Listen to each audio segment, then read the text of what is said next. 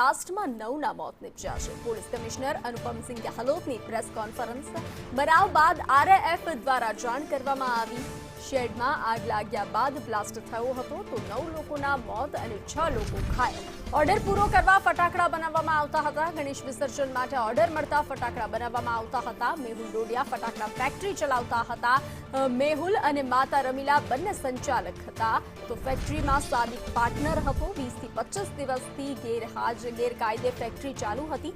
Order મુજબ ફટાકડા બનાવવામાં આવી રહ્યા હતા। અત્યાર સુધીમાં 2 આરોપીઓની ધરપકડ કરવામાં આવી છે। હવે પ્રેસ કોન્ફરન્સમાં વાત કમિશનર અનુપમસિંહ ગેહલોતે કરી છે।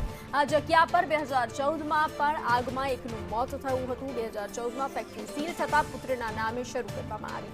આરોપી મેહુલ ડોડિયા ત્યાંથી ભાગી ગયો હતો।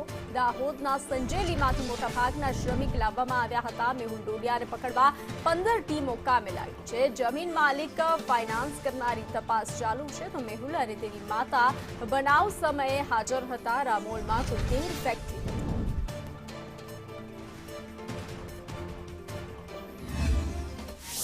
एक खेतर में जो है एक टेम्परेरी जो टीन शेड वगैरह आता जो है અને ત્યાં જો બનાવવામાં આવતા હતા તો એના ઉપર જો હે આગ લાગવાથી બ્લાસ્ટ થયા જો અને બ્લાસ્ટમાં ટોટલ જો લોકોનો જો અલગ અલગ 9 લોકોના એલજી હોસ્પિટલ ખાતે તાત્કાલિક લઈ જવામાં આવ્યા અને બાકી લોકો 6 લોકો જેટલા હતા એના સિવિલ હોસ્પિટલ ખાતે લઈ આવવામાં આવ્યા। 9 લોકો ડેથ થઈ, 6 લોકો છે ઇન્જર્ડ છે જો મેહુલ ડોડિયા કરીને એક વ્યક્તિ છે જે ત્યાં જો ફટાકડા બનાવવાની જો ક્રેકર્સ બનાવવાની જો એક નાનું જો કારખાનું ચલાવતા હતા અને પછી જો એના મધર હતી જો રમીલાબેન કરીને રમીલાબેન ડોડિયા। આ જો રમીલાબેન ત્યાં સંચાલન કરતી હતી જો અને એના એક પાર્ટનર છે સાદિક સૈયદ। આ 3 લોકોના આ ભાગીદારીમાં ચાલતા હતા જો આ 4/3/2026નો રોજ એના જો બંધ કરાવી દેવામાં આવેલા હતા જો અને આ સદંતર બંધ હતા જો અવારનવાર ચેક કરવામાં આવતા હતા। લેકિન છેલ્લા કરીબ 20-25 દિવસથી આ ગેરકાયદેસર રીતે જ્યારે આપણા રથયાત્રામાં બધા પોલીસ બિઝી હતી એના લાભ લઈને જો આ ગેરકાયદેસર રીતે જો આપણા દાહોદ જિલ્લામાંથી અલગ અલગ જગ્યાઓથી આપણા ત્યાં લેબર લઈ આવ્યા છે। લેબર લઈ આવ્યા પછી જો એના બનાવતા હતા। આ 3 પૈકી 2 આરોપીઓને પોલીસે ધરપકડ કરી છે જો અને જો ગુના દાખલ કરવામાં આવેલા છે એના વિરુદ્ધમાં જો આ જો બીએનએસ 2023ના જો કલમ છે 105 જો 287, 288, 61(2) અને જો વિસ્ફોટક પદાર્થ જો અધિનિયમના અલગ અલગ કલમો હેઠળ જો ગુના દાખલ કરવામાં આવ્યા છે જો 2013થી ચાલુ થયા, 13થી એના લાયસન્સ પ્રમાણે ચાલુ થઈ, 14માં બનાવ બના પછી બંધ થઈ ગયા, પછી જો 2020માં આપણે દીકરા નામે લાયસન્સ લઈને ચાલુ કર્યા છે। એક ખેતરમાં જો એક ટેમ્પરેરી જો ટીન શેડ વગેરે હતા જો અને ત્યાં જો બનાવવામાં આવતા હતા તો એના ઉપર જો આગ લાગવાથી બ્લાસ્ટ થયા જો અને બ્લાસ્ટમાં ટોટલ જો લોકોનો જો અલગ અલગ 9 લોકોના એલજી હોસ્પિટલ ખાતે તાત્કાલિક લઈ જવામાં આવ્યા અને બાકી લોકો 6 લોકો જેટલા હતા એના સિવિલ હોસ્પિટલ ખાતે લઈ આવવામાં આવ્યા। 9 લોકો ડેથ થઈ, 6 લોકો છે ઇન્જર્ડ છે જો મેહુલ ડોડિયા કરીને એક વ્યક્તિ છે જે ત્યાં જો ફટાકડા બનાવવાની જો ક્રેકર્સ બનાવવાની જો એક નાનું જો કારખાનું ચલાવતા હતા અને પછી જો એના મધર હતી જો રમીલાબેન કરીને રમીલાબેન ડોડિયા। આ જો રમીલાબેન ત્યાં સંચાલન કરતી હતી જો અને એના એક પાર્ટનર છે સાદિક સૈયદ।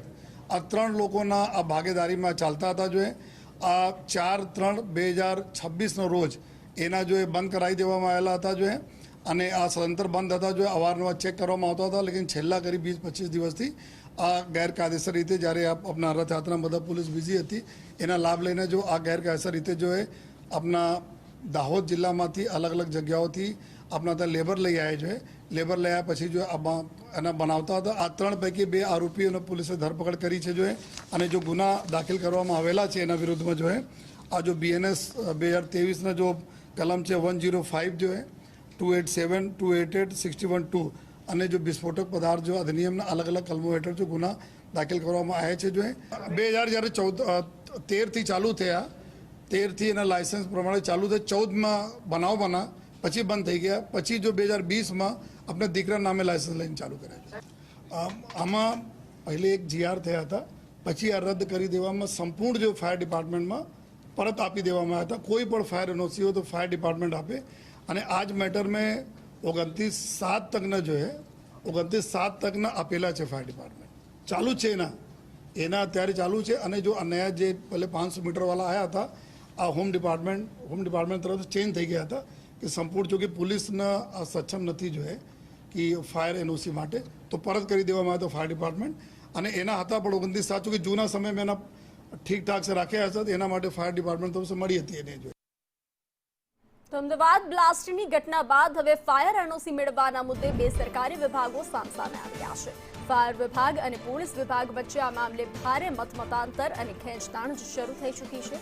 ફાયર વિભાગનો દાવો છે કે 500 ચોરસ મીટરથી ઓછી જગ્યા માટેની એનઓસી આપવાની કામગીરી પોલીસ વિભાગે કરવી જોઈએ, જેની સામે પોલીસ વિભાગે સ્પષ્ટ કર્યું છે કે ગૃહ વિભાગ દ્વારા આ અંગેનો જૂનો પરિપત્ર ક્યારનો રદ કરી દેવામાં આવ્યો છે. પોલીસે વધુમાં જણાવ્યું કે પોલીસ વિભાગ આવી એનઓસી આપવા માટે સક્ષમ નથી. નિયમ મુજબ તમામ પ્રકારની ફાયર એનઓસી માત્ર ફાયર વિભાગે જ આપવાની હોય છે. वन की 500 स्क्वायर मीटर से कम एरिया है तो ये जो परिपत्र निकला तकरीबन 6 मंथ्स पहले परिपत्र निकला है कि 500 स्क्वायर मीटर से कम एरिया है तो जहाँ पे अपने क्रैकर्स बनाते हैं, रखते हैं या बेचते हैं तो उसके लिए फायर एनओसी एप्लीकेबल नहीं है. આમાં પહેલે એક જીઆર થયા હતા, પછી આ રદ કરી દેવામાં સંપૂર્ણ જો ફાયર ડિપાર્ટમેન્ટમાં પરત આપી દેવામાં આવ્યા હતા. કોઈ પણ ફાયર એનઓસી હોય તો ફાયર ડિપાર્ટમેન્ટ આપે અને આ જ મેટર મેં 29/7 તકના જો 29/7 તકના આપેલા છે ફાયર ડિપાર્ટમેન્ટ ચાલુ છે એના અત્યારે ચાલુ છે અને જો નયા જે પહેલે 500 મીટરવાળા આવ્યા હતા આ હોમ ડિપાર્ટમેન્ટ તરફથી ચેન્જ થઈ ગયા હતા કે સંપૂર્ણ જો કે પોલીસના સક્ષમ નથી જો કે ફાયર એનઓસી માટે તો પરત કરી દેવામાં આવ્યો ફાયર ડિપાર્ટમેન્ટ અને એના હતા પણ 29/7 કે જૂના સમયમાં એના ઠીકઠાક છે રાખ્યા હતા એના માટે ફાયર ડિપાર્ટમેન્ટ તરફથી મળી હતી એને જો તો અમદાવાદમાં